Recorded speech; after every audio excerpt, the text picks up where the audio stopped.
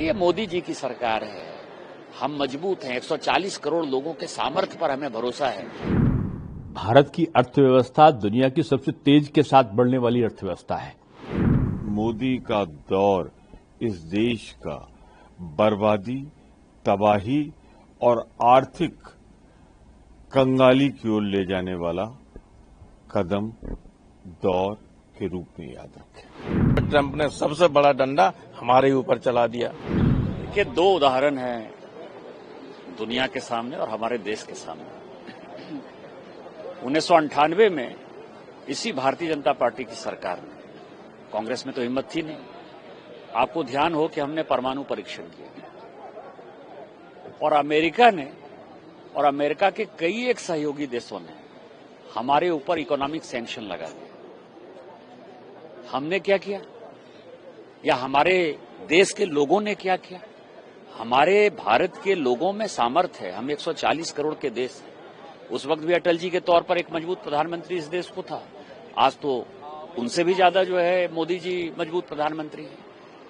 हमारी इकोनॉमी 1999 से जो बढ़नी स्टार्ट हुई, जब तक ये कांग्रेस ने जो है तमाशा नहीं किया, चिदम्बरम और सभी लोगों ने करप्शन स्टार्ट नहीं किया, तो 2007-8 तक भारत की इकोनॉमी 8-9% के रफ्तार से बढ़ती रही।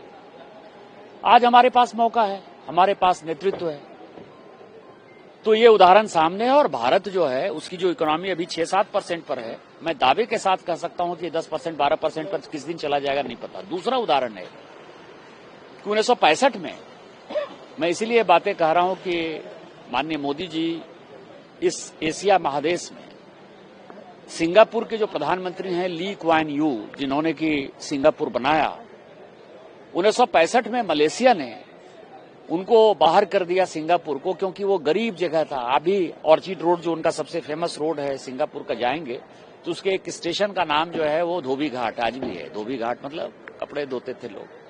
आज सिंगापुर कहाँ है, मलेशिया क्या है? अरे ये मोदी जी की सरकार है, हम मजबूत हैं। 140 करोड़ लोगों के सामर्थ्य पर हमें भरोसा है। इन चीजों से कोई फर्क नहीं पड़ता। राहुल को देश का साथ देने के बजाय वो कहीं न कहीं ट्रंप का साथ। राहुल गांधी पाकिस्तान की बात कर रहे हैं, राहुल गांधी चीन की बात करते हैं, राहुल गांधी सोरोस फाउंडेशन के आका जो हैं जॉर्ज सोरोस, उनकी बात करते हैं। तो निश्चित तौर पर जो जितनी विदेशी शक्तियां भारत को कमजोर करना चाहती हैं, उसके प्रणेता, उसके नेतृत्वकर्ता, उसके मार्गदर्शक राहुल गांधी। मुझको लगता है कि जो अंतर्राष्ट्रीय वैदेशिक नीति और विदेश व्यापार की जो प्रक्रियाएं होती हैं उससे विपक्ष अवगत नहीं है। पहली बात तो ये डेड इकोनॉमी का शब्द जो लाए हैं ना, ये उनकी डेड जो सोच है, मानसिकता है, उसका प्रतीक है। भारत की अर्थव्यवस्था दुनिया की सबसे तेज के साथ बढ़ने वाली अर्थव्यवस्था है और जो अमेरिका के द्वारा जो टैरिफ लगाने की बात आ रही है, अभी तो निगोशिएशन चल रहे हैं, अभी डिस्कशन चल रहा है। कहीं किसी भी देश के साथ में जब व्यापार होता है तो निगोशिएशंस होते हैं और भारत अपना पक्ष रखता है और दूसरे देश दूसरा पक्ष रखते हैं और इस प्रकार की वार्ता अमेरिका से अभी सतत जारी भी है। तो उसके पहले ही आप परिणाम देने लगे। और उसके पहले क्या हुआ कि भारत ने अभी यूके के साथ में ट्रेड एग्रीमेंट किया है, उसने यूरोपियन देशों के साथ ट्रेड एग्रीमेंट किया है, रशिया के साथ हमारा ट्रेड एग्रीमेंट है और बहुत सारे अन्य बड़े देश हैं जिनके साथ हमारा ट्रेड एग्रीमेंट है। भारत एक ऐसा देश है जो निर्यात पर निर्भर नहीं है और जो देश निर्यात पर निर्भर नहीं होता है उसका सबसे बड़ा कारण होता है कि उसके अपने देश में बहुत बड़ी मात्रा में उपभोक्ता स्वयं मौजूद होते हैं। डोमेस्टिक जो कंज्यूमर है वो भारत में बहुत सारा है और हम आत्मनिर्भरता की तरफ बढ़ रहे हैं।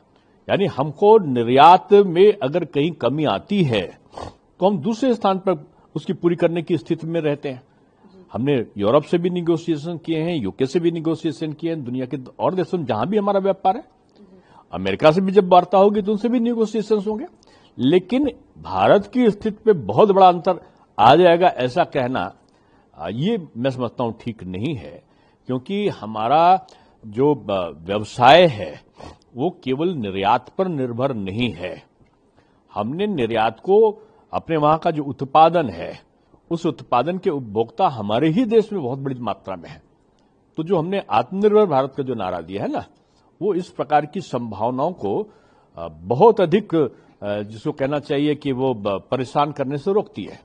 जब आपके प्रधानमंत्री की पीयूष गोयल जी आवाज नहीं निकलती, 30 बार कह चुका नरेंद्र मोदी जी आपसे, देश से, दुनिया ने सुना कि सीज फायर अमेरिका ने करा है, आप तो बोलते नहीं। अर्थव्यवस्था के बारे में उसने जो बात कही है उसके बाद उसको पलट के जवाब प्रधानमंत्री जी आपको देना है।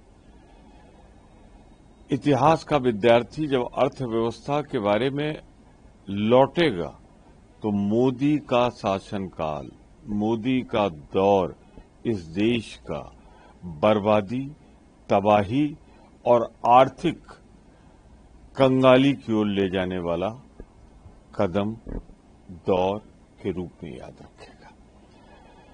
नोटबंदी हो, फिर उसके बाद जिस तरीके से लघु मध्यम उद्योग को समाप्त करके अपने 2-4 पूंजीपतियों के हाथों में हिंदुस्तान सौंप दिया, आने वाली पीढ़ियां कभी आपको इसके लिए माफ नहीं करेंगी। ये कुछ नहीं करेंगे प्रॉफेसर, अगर दबे हुए न होते, हिंदुस्तान माई फ्रेंड ट्रम्प करते ही रहे और ट्रम्प ने सबसे बड़ा डंडा हमारे ऊपर चला दिया।